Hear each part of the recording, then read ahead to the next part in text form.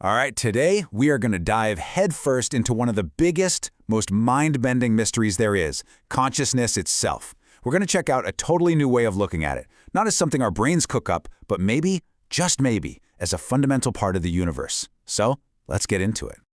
So let's start with the big one, the question that really kicks this whole conversation off. Philosophers call it the hard problem of consciousness.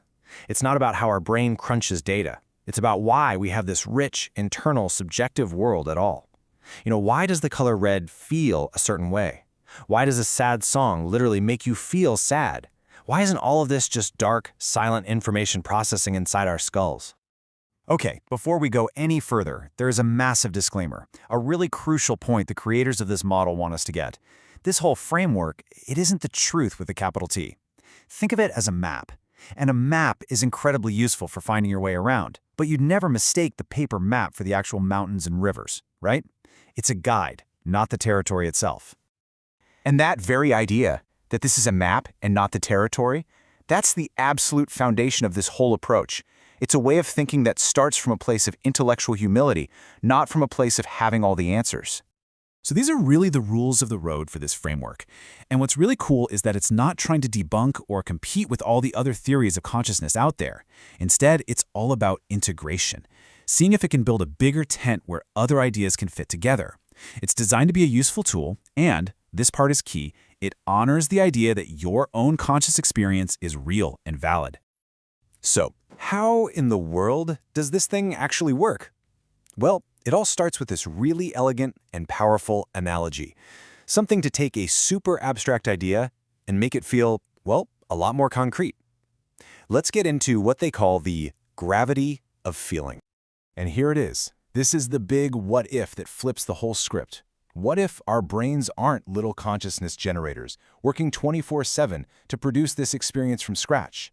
What if instead consciousness is just already out there, a fundamental feature of the universe, woven into the fabric of reality itself, just like gravity or space-time? Okay, stick with me here. Think about mass and weight. An object has mass, but it only experiences weight because it exists in a gravitational field. Gravity is the property of the universe that gives mass its weight. So this framework says, what if it's the same deal with consciousness? An organism or a system has awareness, but it only experiences a feeling, what philosophers call qualia, because it exists within a universal field of consciousness. That field is what gives awareness its weight. Now, for this to work, we have to be really specific about our terms. So in this model, awareness means something very simple. It's just the raw ability to receive information. That's it. Think about your eyeball. It's sitting there, and a photon of light hits it. Your eyeball is technically aware of that photon. It's not seeing a tree, it's not comprehending anything, it's just the receiver, the raw reception of data. And qualia, that's the magic that happens when the universal field of consciousness interacts with that raw awareness. It is the feeling itself, the famous what it's likeness. It's the subjective experience of the redness of red or the coldness of ice. It's the weight of the feeling, made possible by the gravity of consciousness. All right, so this is a really beautiful metaphor, right? But how do you get from a cool idea to something that can actually be a science?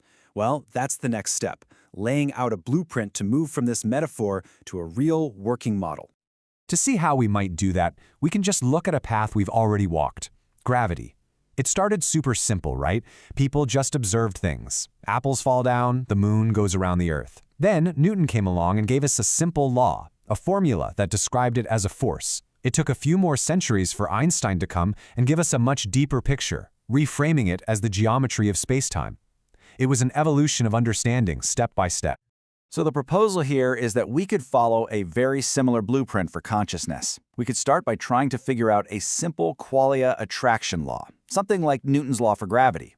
And then, maybe, way down the line, some future genius could develop the consciousness field equations, something that would be as profound for consciousness as Einstein's equations were for gravity. It gives us a potential path forward. And that's really the whole point here. This isn't just about coming up with a nice story that feels good. It's about sketching out a roadmap to turn a philosophical idea into a real, scientifically rigorous model.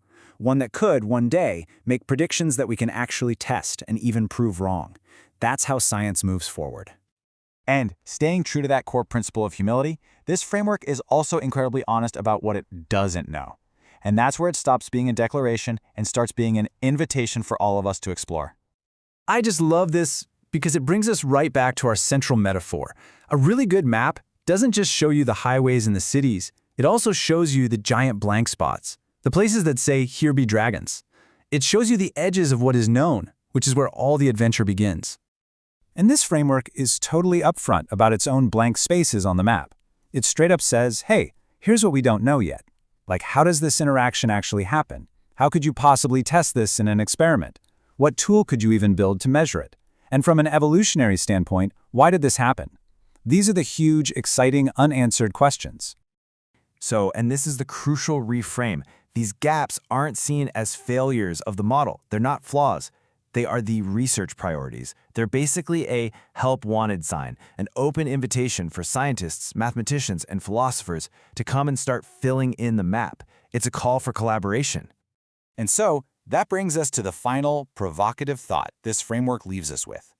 If we just shift our fundamental assumption, if we start from the idea that consciousness isn't something our brains make, but something the universe is, what does that unlock for us?